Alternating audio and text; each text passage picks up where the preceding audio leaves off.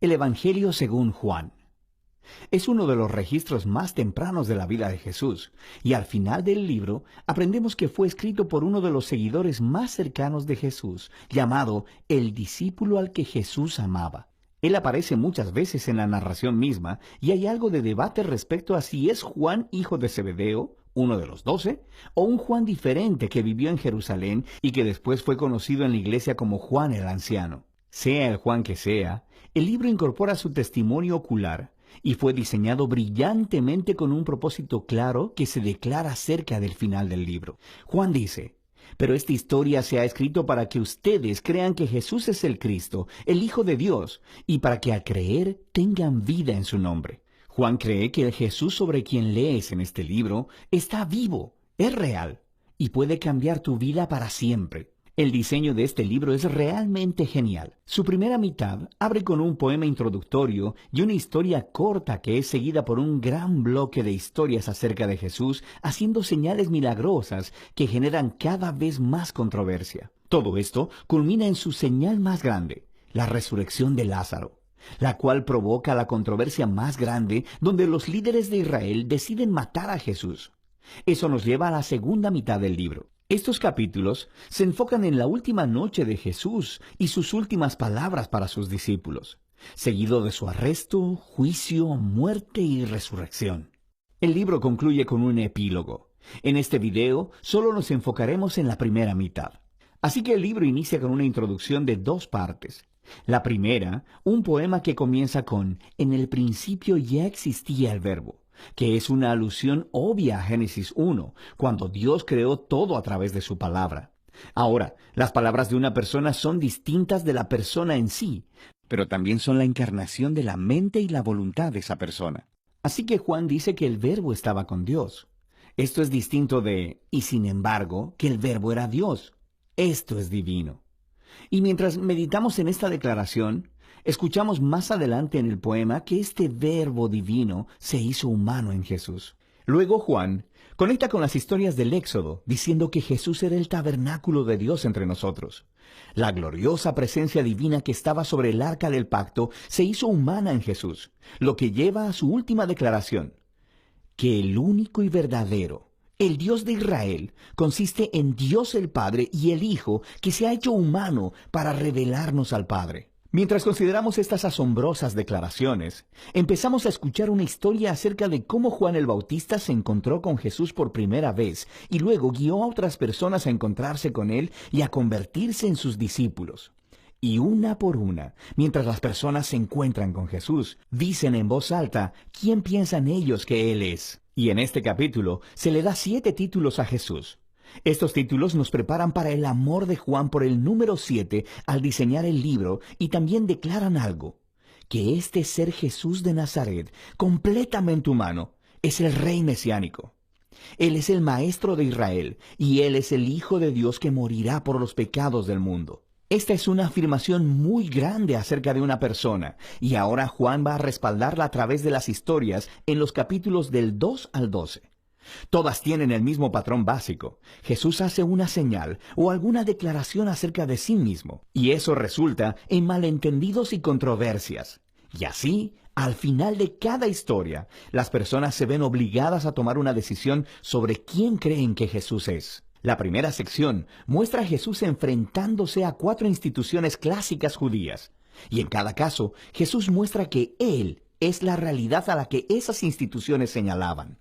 Jesús está en una boda y el vino se termina, y Jesús convierte unas grandes vasijas de agua, como 120 galones en total, en el mejor de los vinos. Y el mayordomo le dice al novio: guardaste el mejor vino para el final, lo que es, por supuesto, cierto.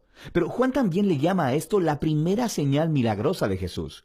En otras palabras, es un símbolo que revela algo acerca de Jesús, justo como dijo Isaías, que el reino mesiánico sería como una gran fiesta con gran cantidad de buen vino. Esta primera señal milagrosa revela la generosidad del reino de Jesús.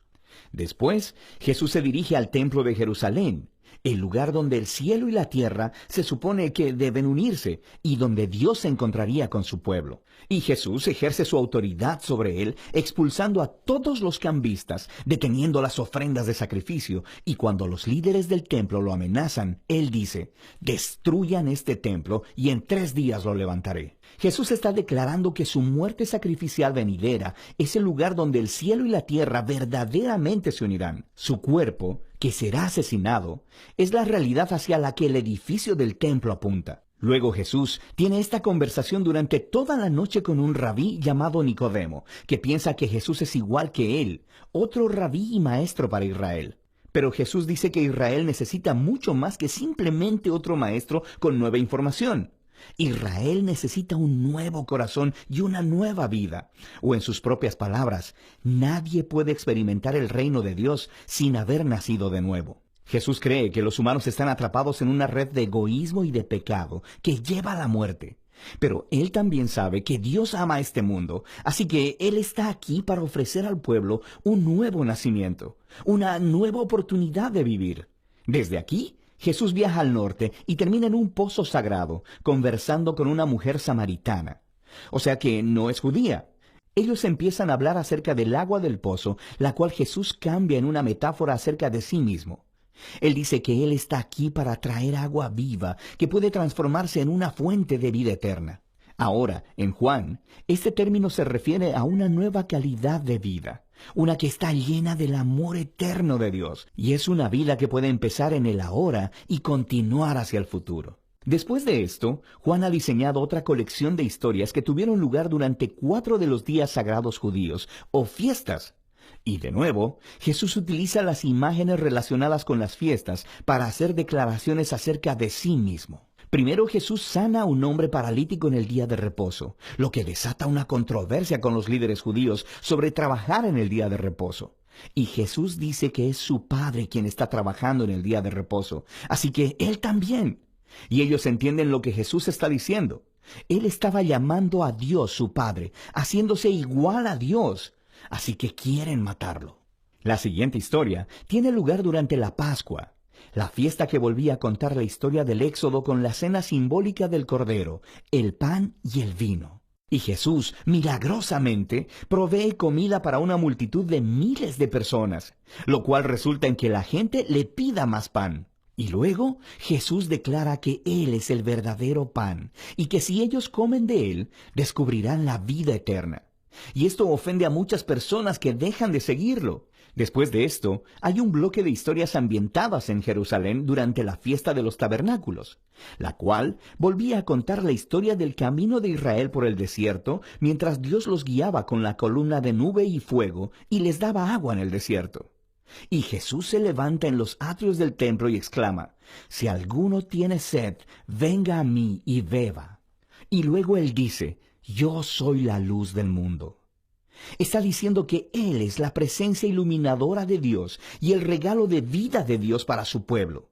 Y algunos le creen y le siguen, pero otros se ofenden. Y otros aún tratan de matarlo por estas afirmaciones exaltadas. La fiesta final es durante Hanukkah, que significa rededicación. Se trata de cómo Judas Macabeo limpió el templo de los ídolos y lo separó como santo una vez más. Y Jesús se dirige al área del templo y dice que Él es aquel que Dios ha apartado como el santo y que Él es el verdadero templo donde la presencia de Dios mora.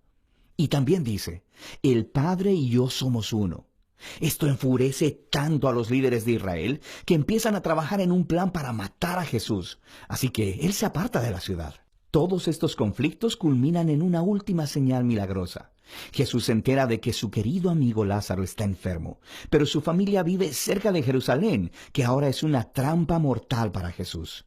Jesús pudo haberse quedado lejos y hubiera salvado su propia vida, pero Él ama a Lázaro. Por lo que una vez que se entera de que Lázaro murió, Él va a resucitarlo de los muertos y le llama a que salga de la tumba, sabiendo que esto le costará su propia vida. Y por supuesto, las noticias de esta maravillosa señal se esparcen rápidamente. Y justo como Jesús sabía que sucedería, los líderes de Jerusalén escuchan lo que pasó y empiezan a conspirar para asesinarlo.